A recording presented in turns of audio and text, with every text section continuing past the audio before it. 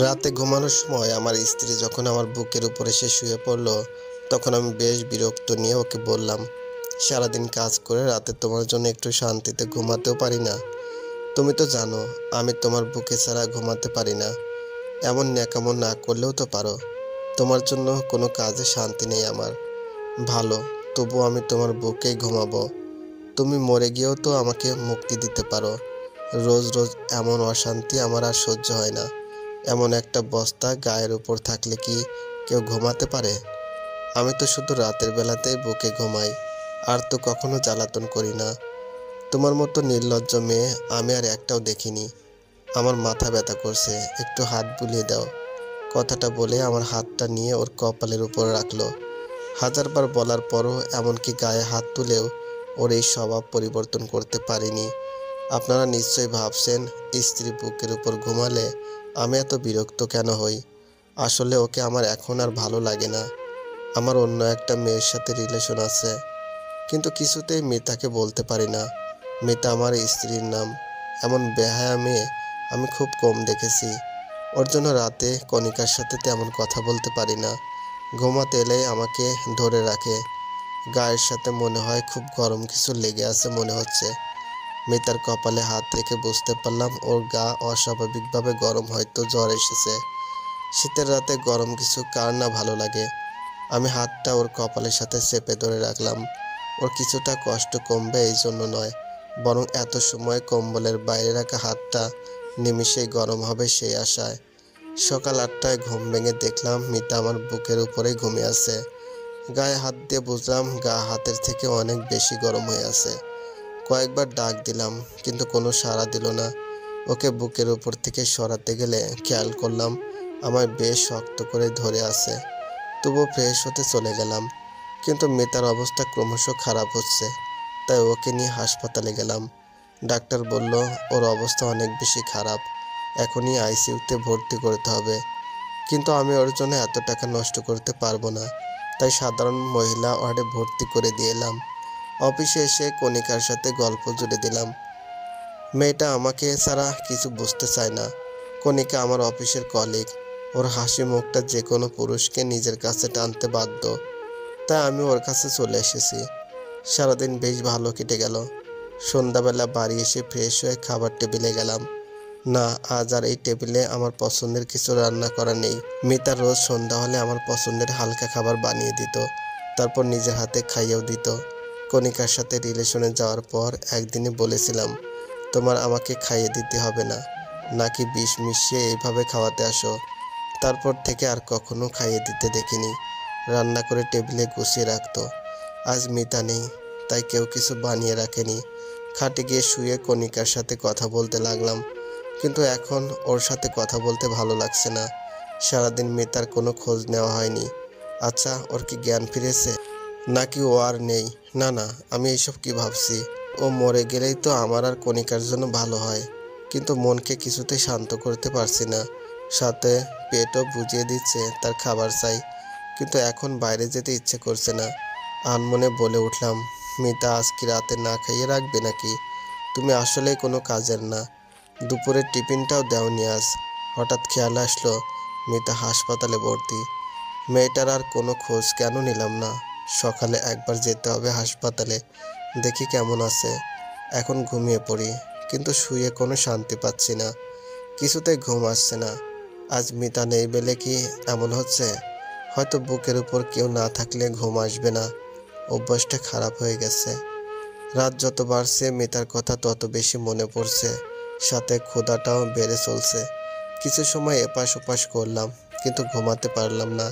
উঠে গিয়ে ফ্রিজ খুলে খাবার আছে কিনা দেখতে গেলাম। গিয়ে দেখলাম 2টা চিংড়ি মাছ আর কাল রাতের তরকারি রাখা, সাথে ভাতও আছে। খাবারগুলো নিয়ে টেবিলে খেতে বসলাম। হঠাৎ মনে হলো মিতা কাল রাতে খায়নি। আমি ওকে 4টা মাছ রান্না করতে দেখেছিলাম। ভালোই হয়েছে, এখন আমি খেতে পারবো। কিন্তু গলা দিয়ে নামছে না। আগে চিংড়ি মাছ রান্না হলে মিতা আমার পাশে এসে বসে থাকতো আর ম্যাও ম্যাও করে ডাকতো, মানে তাকে খাইয়ে দিতে হবে। চিংড়ি মাছ ওর সব থেকে পছন্দের খাবার। খাবারগুলো রেখে ঘরে চলে এলাম। হঠাৎ মনে হলো কেউ আমার বুকের উপর এসে শুয়ে পড়েছে, কিন্তু না, কেউ নেই।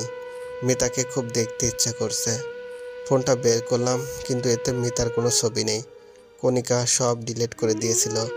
কিছু ভালো লাগছে না, তার বাইক নিয়ে হাসপাতালের দিকে রওনা দিলাম ওকে দেখে আসবো বলে। কিন্তু হাসপাতালে গিয়ে জানতে পারলাম এত রাতে মহিলা ওয়ার্ডে কোনো ছেলেকে ঢুকতে দিবে না। কিছু করার নেই বলে ডাক্তারের কাছে ওর খোঁজ নিতে গেলাম। সকালে যে মেয়েটাকে ভর্তি করানো হয়েছিল তার কি অবস্থা? ওনার অবস্থা খুব খারাপ, শরীর কোনো রেসপন্স করছে না, স্যালাইনও টানতে পারছে না শরীর। আইসিইউতে না রাখলে যে কোনো সময় খারাপ কিছু হতে পারে। তাহলে আইসিইউতে রাখার ব্যবস্থা করুন। সরি স্যার, এখন আইসিইউতে কোনো সিট খালি নেই, আপনাকে অন্য কোথাও দেখতে হবে। একটা সিট খালি ছিল যা বিকেলে বুক হয়ে গেছে। ডাক্তারকে কিছু না বলে চলে এলাম সেখান থেকে। শহরে আর কোনো ভালো হাসপাতাল নেই, বাইরে নিতে গেলে এখনও অনেক সময় লাগবে আর অনেক টাকা খরচ হবে। বাড়ি ফিরে চলে এলাম, কিন্তু বাড়ি ফিরলে মিতাকে বেশি মনে পড়তে থাকলো। কণিকার জন্মদিনের সময় আমার কাছে টাকা ছিল না, অনেক চিন্তায় ছিলাম। তখন মিতা ওর গলার চেন আর নগদ 10,000 টাকা দিয়ে বলেছিল, আমার কাছে এত টাকা নেই, তোমার তো 20,000 টাকা লাগবে, এতে হয়তো হয়ে যাবে, তুমি চিন্তা করো না। ওর দিকে এক পলক তাকিয়েছিলাম। ও মুচকে এসে বলেছিল, তুমি চিন্তায় থাকলে আমার কষ্ট হয় অনেক, আমার এইগুলো লাগবে না, তুমি নিয়ে নাও। চেনটা ওর মায়ের দেওয়া বলে ওটা আর বিক্রি করিনি, কণিকাকে দিয়ে দিয়েছিলাম। চোখের কোণে মনে হলো পানি জমে আছে। আজ অনেক দিন পর মিতার সাথে কাটানোর সকল মুহূর্ত মনে পড়ছে। আমাদের ভালোবাসার তো কোনো কমতি ছিল না, তাহলে কেন এত দূরত্ব তৈরি হলো আমাদের ভিতর? মিতা আমাকে নিজের সবটা দিয়ে আগলে রেখেছিল, তাহলে আমি কেন মিতাকে কষ্ট দিলাম? অফিস থেকে ফিরতে মিতা আমাকে রোজ জড়িয়ে ধরতো। একদিন ওকে বললাম, ছেলেদের শরীর লাগলে ব্যবসা করো, কিন্তু আমাকে এত বিরক্ত করবে না। সেদিনের পর থেকে মিতা আর আমাকে জড়িয়ে ধরতো না। শুধু রাতে আমার বুকে ঘুমানোটাই পরিবর্তন করতে পারিনি কোনো কিছু বলে। ওর নাকি আমার বুকে না ঘুমালে ঘুম আসে না। আমি ওকে এক সময় বলতাম, তুমি আমার বুকে না ঘুমালে আমার ঘুম আসে না।